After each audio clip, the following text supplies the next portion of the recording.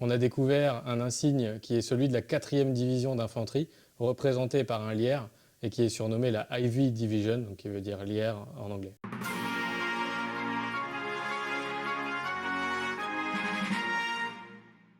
Alors bonjour, je m'appelle Timothée Van Kalk et je suis le directeur du World War II Museum à Kinéville dans la Manche. Donc aujourd'hui je vous propose de découvrir un objet un peu hors du commun,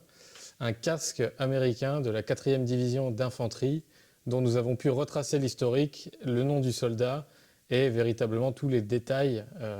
de son parcours depuis le débarquement en Normandie jusqu'à la libération de Cherbourg. Donc ce casque américain nous a été rapporté par un visiteur il y a quelques semaines maintenant, donc un très ancien collectionneur. Et à notre plus grande surprise, en fait, au début on pensait que c'était voilà, un casque relativement banal, on a découvert l'insigne de la 4e division d'infanterie, on a découvert un insigne qui est celui de la 4e division d'infanterie, représenté par un lierre, et qui est surnommé la Ivy Division, donc qui veut dire lierre en anglais. Et donc cet insigne-là, au début, peut laisser assez perplexe, hein, parce qu'on sait dans le domaine de la collection qu'il y a de nombreux faussaires et on peut parfois avoir des offres qui soient trop belles pour être vraies. Mais là, en l'occurrence, on a eu une deuxième superbe surprise, puisque sans le savoir, en fait, quand on a acquis la pièce, à l'intérieur, en le nettoyant vraiment très sommairement, on a découvert un début de marquage qui s'est révélé être en fait quasiment complet et qui nous décrit donc le nom de son propriétaire, enfin de son ex-propriétaire, un soldat américain, avec l'ASN, donc l'Army Serial Number, son matricule complet, juste en dessous, ce qui est vraiment exceptionnel. Et donc on s'est mis en quête à partir de là de retrouver ce soldat-là. Et donc ce qui est assez fou, c'est que, bon, évidemment, on est tombé grâce aux archives américaines sur ce qui s'appelle le Enlistment Record, donc le rapport d'incorporation de ce soldat-là. Donc on a appris son nom, sa date de naissance, voilà, des informations vraiment très basiques hein, sur son état civil. Et ensuite on s'est rapproché d'un spécialiste historien de la 4e division, vraiment amoureux de son histoire, depuis la Première Guerre mondiale jusque son histoire moderne,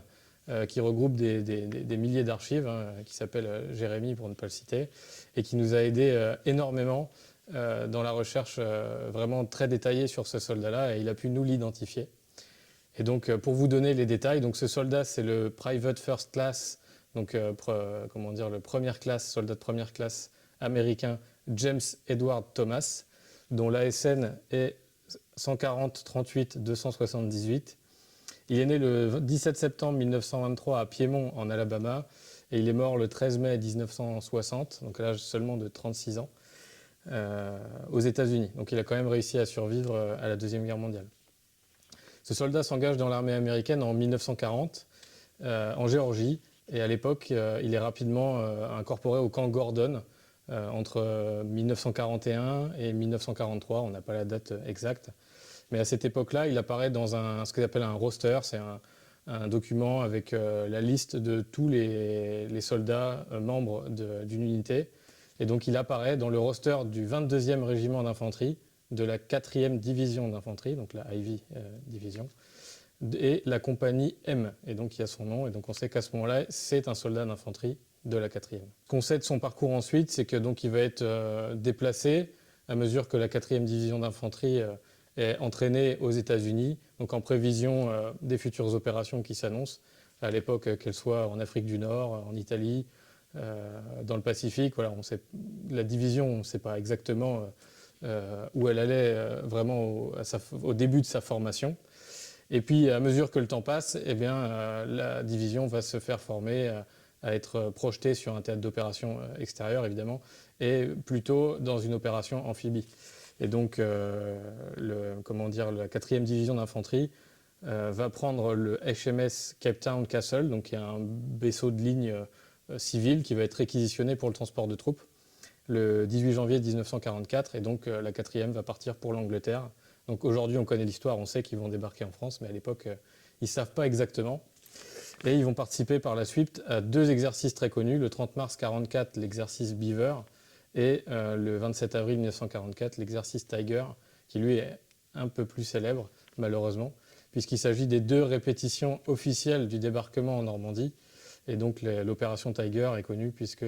des vedettes rapides allemandes de Cherbourg ont intercepté cet exercice-là et ont coulé plusieurs barges de débarquement avec notamment plusieurs centaines de soldats américains qui ont laissé leur vie, qui ont péri en mer. Et ce massacre, entre guillemets, est tristement célèbre puisque